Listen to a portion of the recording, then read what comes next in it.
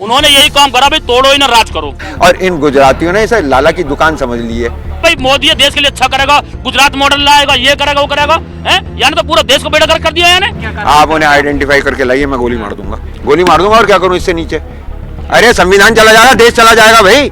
BJP के जितने नेता हैं, जितने अधिकारी हैं, ये सारे अपने लड़का ने कंपलसरी करे फौज में रहना और चाइना के बॉर्डर पर लगावे। मोदी जी करने के बाद, कच्चा करने, गंदा करने के बाद आवाज लगाते हैं कर ली, इसीलिए दो चांटे पड़ते हैं। भाई इनकी तानाशाही चल रही है देश में, और ये भूले बैठे डेमोक्रेसी सिस्टम में जो चीज जितनी तेजी से आई उतनी तेजी से जावे।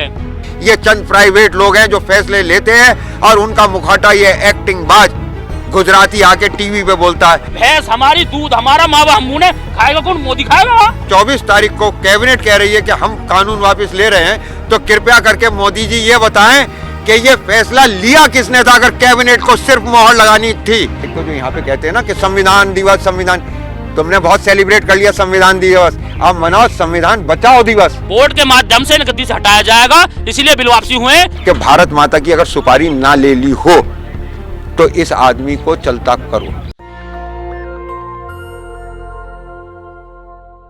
अलग अलग धर्मों के लोग रहते हैं यहाँ, डेमोक्रेसी सिस्टम हमारा इतना अच्छा है, अलग अलग बिरादरी, अलग जाति के लोग, और फिर भी अलग अलग त्योहार हम सब मिलकर बनाते हैं। इतना प्यार आपको दुनिया में कहीं नहीं मिलेगा। और फिर इन लोगों ने तोड़ने का काम करा ना इन्होंने। जब अंग्रेज इस देश में आए, उन्होंने यही काम करा भाई, तोड़ो ही ना राज करो। वो तो आपने इतिहास पढ़ा, वही नीति इन्होंने अपना ली। भाई हमारे बड़े बूढ़े सूदे आदमी, गौवन के आदमी, वो राजनीति में इतने इंटरेस्ट कौन लेवे? मैंने तो अपना खेती करनी, अपना करना ठीक है भाई। किसी ने कह दिया मोदी आ रहा है, हम युवा की तो बुद्धि मारी गई ही। बड़े क्या कह रहे? हमारे बड़े बूढ़े ने मना करा भाई, इन्हें वोट मत दीजिए। ये तो हम ना माने हुआ टाइम पे भाई, मोदी देश के लिए अच्छा करेगा, गुजरात मॉडल लाएगा, ये करेगा वो करेगा, हैं? यानी तो पूरा देश को बेड़ा कर दिया यानी। आज देश की जीडीपी ग्रोथ बताओ कहाँ? मैं तुम्हारे माध्यम से कह रहा हूँ, देश में रोजगार बताओ कहाँ है? जिस कांग्रेस को ये चोर कह रहे, उस कांग्रेस ने 165 रुपये कच्चा तेल बैरल खरीद के 71 रुपये से ऊपर पेट्रोल बेचन दिया देश में।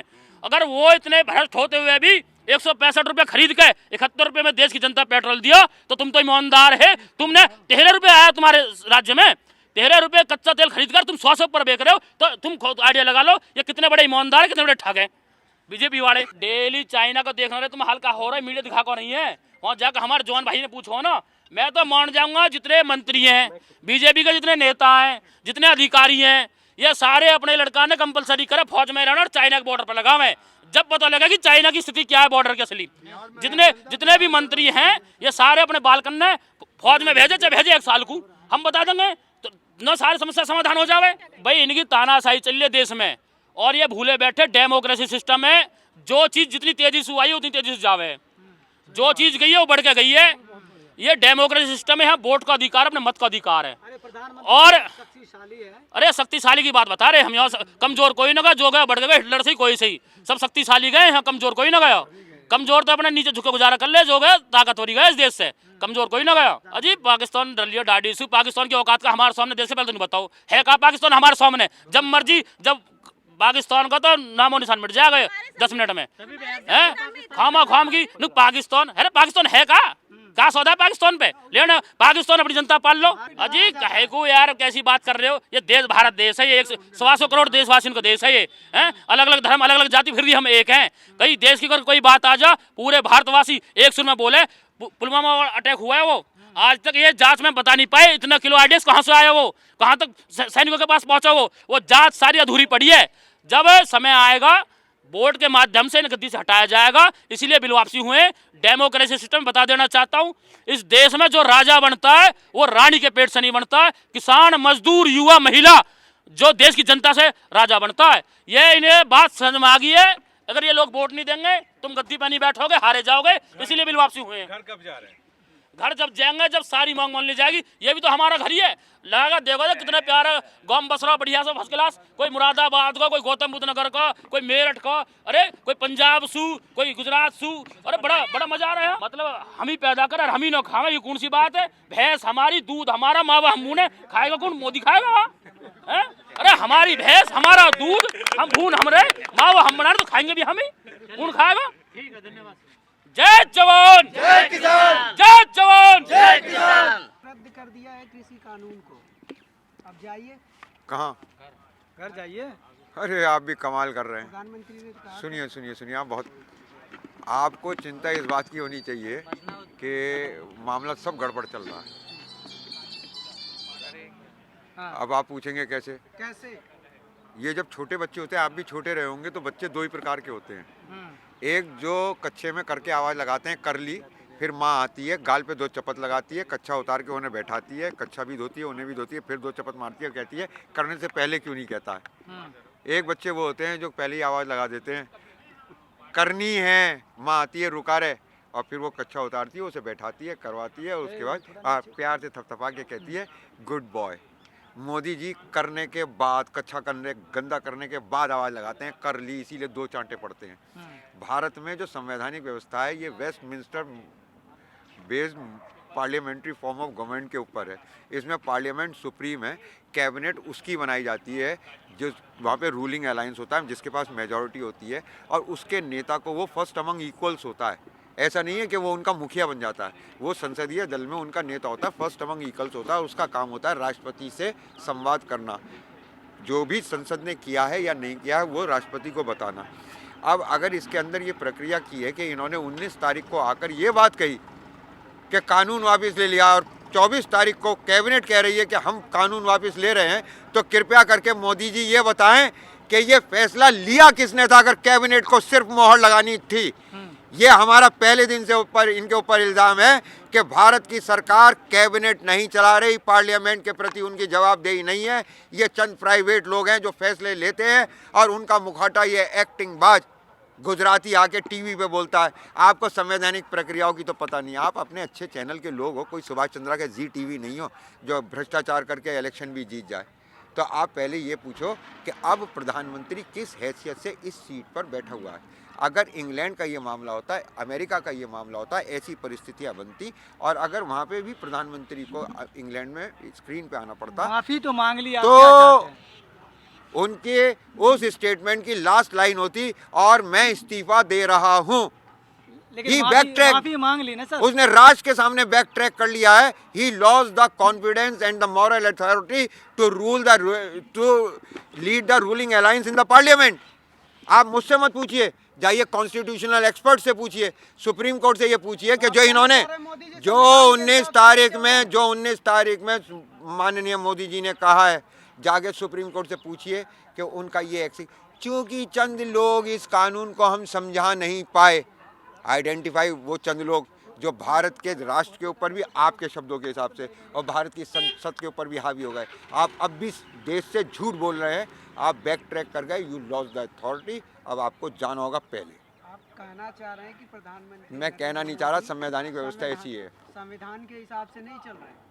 बिल्कुल नहीं चल रहा है, एक्टिंग कर रहा है। वो आदमी जो संसद में घुसते हुए संसद के दरवाजे पे मत्था टेक रहा था ना, तो भारत की आत्मा बहुत खुश हुई थी। देखो कितना संस्कारी बच्चा आया है। लेकिन माफी संसद मांगने को वाला भी- तो बड़ा होता है ना, माफी मांग लिया, बड़े दिल के होते हैं माफी मांगने वाले। बहुत खूबसूरत बात आपने कही।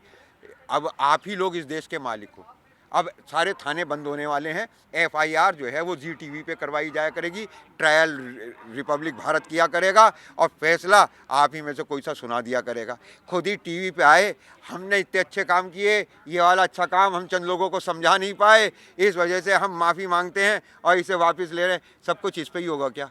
पहले कैबिनेट पास करती, उसके बाद वो कैबिनेट के डिसीजन को टीवी पे इन्फॉर्म कर सकते थे, उसके बाद पार्लियामेंट में रखते। अगर वो टीवी पे खुद पहले आए हैं तो अब उनको पहले जाना पड़ेगा। टीवी सब कुछ नहीं है। आपने टीवी पे आके कह लिया माफ़ी मांग ली, कल को मैं भी कत्ल करके कह दूंगा साहब मैंने टीवी पे माफ़ी मांग ली, NDTV वालों ने सर्वे कराया था, 62% ने मुझे माफ़ कर दिया, अदालतें भी बंद हो जाएंगी। मेरे दोस्त, संविधान को संविधान की, प्रक्रियाओं को प्रक्रियाओं की तरह से चलने दो। और हम 26 तारीख को जो यहाँ पे कहते हैं ना कि संविधान दिवस, संविधान, तुमने बहुत सेलिब्रेट कर लिया संविधान दिवस, अब मनाओ संविधान बचाओ दिवस। संविधान खतरे में, संविधान की ऐसी तैसी कर दिया, किसी संवैधानिक प्रक्रिया का पालन नहीं हो रहा। और इन गुजरातियों ने इसे लाला की दुकान समझ ली है, अग्रवाल स्वीट समझ लिया है कि लाला तुम्हारी बर्फी पे फफूंद लग रही है, अच्छा तो वापस कर जाओ, दूसरी ले जाओ। ऐसे नहीं चलेगा। वकील साहब आप इतनी बड़ी बात करें संविधान को लेकर, लेकिन यहाँ बॉर्डर पर तमाम लोग ऐसे हैं जो संविधान को मानते ही नहीं है, कहते हैं कि हमारा ग्रंथ बड़ा, संविधान उसके सामने कुछ नहीं। जिनके जो नहीं, आप मैं बिल्कुल साफ समझ गया, जिनका जो ये कहते रहे हैं और जो अपना इससे बड़ा अपने को बड़ा मानते रहे हैं संविधान से, उनके मुख्य कार्यालय पे नागपुर में कितने साल तक तिरंगा नहीं फहराया गया, और उन्होंने इस जनगण मन को अपना राष्ट्रगान भी नहीं माना, और वो इन संवैधानिक और संविधान की जो परंपराएं हैं इनके दुश्मन हैं। तो आप बिल्कुल ठीक है, आप बिल्कुल ठीक कह रहे हैं कि अब आपने नाम ले दिया सही आइडेंटिफाई करके, इसका मतलब मैं अपना अंदाज़ा सही बता रहा था। Thank you. आरएसएस वाले ही हैं वो लोग, उनका कोई संविधान से लेना देना नहीं है इस देश की आज़ादी से। समर्थन ले रहे हो इतने दिन से आंदोलन में? किस चीज़ का? आरएसएस उसका खाप आरएसएस का। नहीं, जो लोग यहाँ पे ये कहते हैं कि संविधान, वो संविधान से बड़े जो है ना वो नागपुर में हैं। यहाँ जितने हैं ये कानूनों से प्रताड़ित हैं। कानून से ऊपर एक चीज़ है संविधान। कानून न्यायकारी होना चाहिए, अगर नहीं है तो असंवैधानिक है। अब इन्होंने वापस लेके इस बात को मान लिया है, हमारी बात को मान लिया है कि ये कानून असंवैधानिक थे। संविधान बड़ा है हमारे लिए। यहाँ जितने बॉर्डर पे बैठे हुए हैं, चाहे सिख हैं, चाहे मुसलमान हैं, चाहे जाट हैं, चाहे गुजर है, कोई भी धरती पुत्र है, उनके लिए संविधान बड़ा है। लेकिन इन गुजरातियों के लिए इनकी मर्जी बड़ी है, आरएसएस के लिए उनकी आइडियोलॉजी बड़ी है। वो देश से बड़े हैं। कितने साल तक उन्होंने अपने यहाँ तिरंगा नहीं लहराया। वो माफी वीर को राष्ट्रीय हीरो बनाना चाहते हैं। हम भगत सिंह हमारे लिए राष्ट्रीय वीर है। तो हमारी जड़ मूल से विरोध है संघ का, और इस वक्त संघ से हाथ जोड़ के इल्तिजा है कि भारत माता की अगर सुपारी ना ले ली हो तो इस आदमी को चलता करो। He lost the mandate and confidence to lead the ruling alliance. BJP को और आरएसएस को एनडीए का नया नेता पार्लियामेंट के लिए चुन लेना चाहिए, क्योंकि ये आदमी अगर अब भी नहीं गया तो मैं आपके सामने इस बात की गारंटी ले रहा हूँ कि हम काले कोट वाले नहीं जो सुप्रीम कोर्ट में इस बात को चैलेंज कर रहे होंगे कि या तो आप भी इनके साथ बिक गए हैं, बेवकूफ़ी में इनके साथ हो गए, नहीं तो इस आदमी से कहिए किस हैसियत से अब ये बोल रहा है। उसके पास कोई अधिकार नहीं है भारत के प्रधानमंत्री पद पे बने रहने जो का। लोग बॉर्डर पर संविधान को नहीं मानते उन पे क्या करना? आप उन्हें आइडेंटिफाई करके लाइए, मैं गोली मार दूंगा। क्या कर देंगे? गोली मार दूंगा और क्या करूं इससे नीचे। अरे संविधान चला जाएगा, देश चला जाएगा भाई। क्या हुआ था आपके यहाँ शाहीन बाग वाले केस में? सुप्रीम कोर्ट ने कहा कि हम कमेटी बना रहे हैं, जाके सड़क खाली। तुम्हें सड़क की चिंता हो रही है, संविधान की नहीं हो रही। सेंटर के जिस कानून बनाने के अधिकार क्षेत्र के ऊपर नागरिकता पे इन्होंने कानून बनाया, राज्यों ने अपने यहाँ प्रस्ताव पास करके करे, हम अपने यहाँ लागू नहीं होने देंगे। इन्होंने किसानों वाला कानून, पहले इन्वेस्टमेंट हो गया, सब कुछ हो गया, उसके बाद ये कानून लेकर आए। उतने बड़े विरोध के बावजूद इन्होंने अगर उसे वापस लिया है तो इसका क्या मतलब बन रहा है? ये तो आप वकील हैं, आप कह रहे हैं गोली मार देंगे, बड़ी बात नहीं है। एक नहीं, वकील अगर ऐसी बात कह रहा हो, जुमला है। नहीं, कोई बिल्कुल कतई जुमला नहीं है। आप ऐसे मानकर चलें कि 90 साल बाद भगत सिंह की आत्मा का 1.001% मुझ पे भी आ गया। तो आप संविधान के लिए किसी को गोली मार देंगे? अगर संविधान खतरे में पड़ता किसी एक आदमी के लिए, क्योंकि संविधान में खतरे में पड़ने का मतलब है कि देश का खतरा। ये अखंड भारत की बात करने वाले देश को खंड खंड कर देंगे अगर ये संविधान के धागे टूट गए मेरे दोस्त। तब तुम्हें पता चलेगा कि 1 लाख अंग्रेज 34 करोड़ हिंदुस्तानियों पे हुकूमत कैसे करते थे, और हम दुनिया की सबसे बड़ी कायर और मूर्ख कौम क्यों हैं। हमने ब्रिटिश हुकूमत को सबसे सस्ते, सबसे बहादुर, सबसे वफादार सिपाही दिए हैं। तो मेरे दोस्तों, ये आपका भी देश है, आप भी थोड़ा सा संविधान के बारे में पढ़ें, डॉक्टर अम्बेडकर के बारे में जानें। और हम 26 तारीख को जब मैं यहाँ इस पर स्पीच दूंगा तो आप सबसे इल्तिजा करूंगा कि अपने श्रोताओं तक मेरी बात को पहुँचाने की कोशिश कीजिएगा कि हम संविधान बचाओ दिवस, हम संविधान दिवस नहीं मना रहे, हम सेलिब्रेट नहीं कर रहे। हमें दिख रहा है कि संविधान खतरे में पड़ गया है, और एक बहुत बड़ा वर्ग ऐसा है जिससे हम ये कहना चाहेंगे कि किसी भी एक जाति विशेष के लोगों का मुख्यमंत्री बनने या प्रधानमंत्री बनने से ज़्यादा ज़रूरी है कि संविधान बचा रहे। तो इस वक्त संविधान पे खतरा है। मैं उन फोर्सेस से भी, आप अगली बार में पूछेंगे तो मैं नाम भी बता दूंगा, इस बार नाम नहीं बता रहा हूँ, कि उन फोर्सेस को भी साथ आना चाहिए और संविधान को बचाने के लिए लड़ाई करनी चाहिए। शर्तें बढ़ती जा रही हैं अब किसानों की, जब से मोदी जी ने कहा कि हम तीनों कानून वापस करें। क्यों जी, उन्होंने कौन सी पूरी कर दी और हमने कौन सी बड़ी कर दी? MSP पे क्या हुआ? अभी उस पर सवाल बाकी रह गया, लंबा सवाल है, लंबा जवाब है। और मैं आप ही के प्लेटफॉर्म से इस बात को कहना चाहूँगा कि उनको चाहिए ये कि जो ये कमीशन बना रहे हैं इसमें 3 मेंबर्स तो ले लें संयुक्त किसान मोर्चा के, और 3 ले लें वो सरकारी, बैंकिंग के ले लें, वित्त मंत्रालय से ले लें, लेकिन रिजर्व बैंक के गवर्नर को ना लें, वो MA हिस्ट्री है, उसे कुछ पता नहीं है, बेवकूफ़ को वहीं बैठ के काम करने दो। वो 3 पढ़े लिखे ले लें और साथ में आदमी स्वयं मोदी जी बन जाए। तो मैं ये जो 3 अमित शाह जैसे तीनों ही, अमित शाह ले लो, Amit Shah first, Amit Shah second, Amit Shah third. Third कौन है? सेकंड कौन है? सेकंड भी बताओ, हम पूछना चाह रहे हैं। हाँ, सेकंड तुम्हें पता है, इसीलिए थर्ड पे पहुंचे सीधे। अजय मिश्रा कहाँ गिनोगे? अजय मिश्रा कहाँ गिनोगे? और तीसरा उसका बेटा टैनी, मंत्री पुत्र। इन्हें तीनों को बैठा लेना। हमारी तरफ से 3 ही लोग बहुत हैं संयुक्त किसान मोर्चा की तरफ से। एक चडूनी साहब को ले लो, एक उग्रा साहब को ले लो, एक राकेश टिकैत को ले लो, तो फिर हम हाँ। जो अमित शाह हैं गुजरात के बनिया बताए जाते हैं, लेकिन वो हिंदुत्व की बहुत बात करते हैं बड़े तरीके से, वो मजबूत कर रहे हैं हिंदुत्व को। देखिए मैं आपको एक बात बताऊं, जैन है वो। अभी कुछ साल पहले तक वो जैन थे, लेकिन मैं जैनों के बारे में आपको बता दूं। आप कृपया माइक ले आएं। जैनों के बारे में मैं थोड़ी सी आपको बात बता दूं। सर हिंद का नवाब, जिस वक्त गुरु गोविंद सिंह महाराज की माता और 2 बच्चे शहीद किए गए, उसका प्रधानमंत्री टोडरमल जैन था। ना उसकी जान खतरे में थी, ना उसका माल खतरे में था, और ना उसका ईमान खतरे में था, क्योंकि वो जैन था। प्लासी की लड़ाई में आपको रॉबर्ट क्लाइव दिखाई दिया, सिराजुद्दौला दिखाई दिया, लेकिन मुगलों द्वारा जिसे जगत सेठ की उपाधि दी गई, अमी चंद जैन, वो आपको दोनों तरफ से षड्यंत्र करता हुआ दिखाई नहीं दिया। ये जैन लोग जो कि ये कहते हैं कि सूरज छुपने के बाद खाना नहीं खाना चाहिए, पानी छान के पीना चाहिए, चौमासे में बाहर नहीं निकलना चाहिए, अहिंसा परमो धर्मा, उनका मीट एक्सपोर्ट में कितने % हिस्सेदारी है, ये लोग आप मालूम करके बताइए। गंदा है पर धंधा है।